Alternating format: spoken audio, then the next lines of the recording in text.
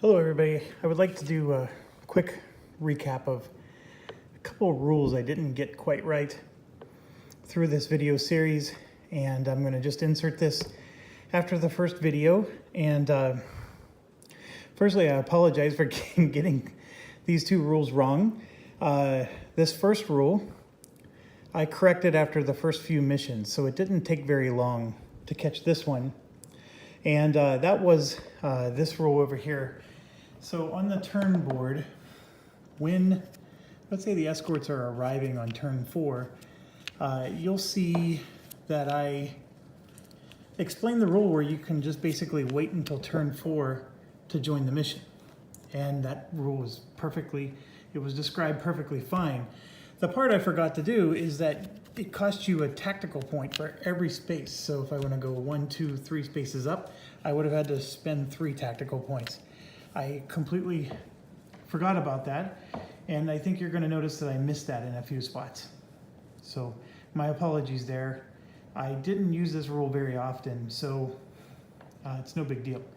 The second one I got wrong for the entire first 2 seasons. So 1942 and 43 early in this video series, I explained it wrong every single time. I never used this rule once, and I rarely do. I might use it a little bit more now that I understand it correctly, but anyways, the rule is called regroup. And I said that when you have a situation like this, you can spend their move action to gain 8 tactical points.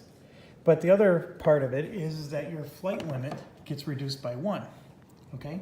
Some of it is correct, some of it is not correct. The part that's not correct is that it is not a move action. These guys can move regularly. So you can choose to move them or whatever it is that you want to do during your turn. The regroup action doesn't occur until the recovery step. So you do your move like normal.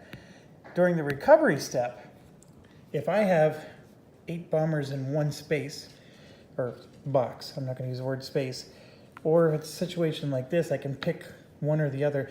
Basically, every time during the recovery step, I can pick a box. Doesn't matter if it's an approach box, a return box, or even this, and I can do a regroup action. It's free. It doesn't cost a move or anything. And that's the big mistake I made, is I said that it would cost you a move. It does not. But I was correct in saying, though, that the flight limit would reduce by 1. So you'll see throughout the videos, there were a few times I was considering doing a regroup action, and I thought that I would have to spend my move doing that, and I chose not to. Okay, so that is the part I was getting wrong. I still am not real thrilled about the thing, because I don't like losing turns, but I can see when this might come in handy, especially if you have 8 of them in a box or something like that. And that's it. I really apologize about this one, because this is one of the few new rules for the advanced mode, and I thought I had them all figured out before I started this. So this was a big miss, and you won't see me correct this until I think I'm on like the 19th or 20th video of this series. So my apologies there, and thank you to the user who finally pointed this out to me, and I appreciate that.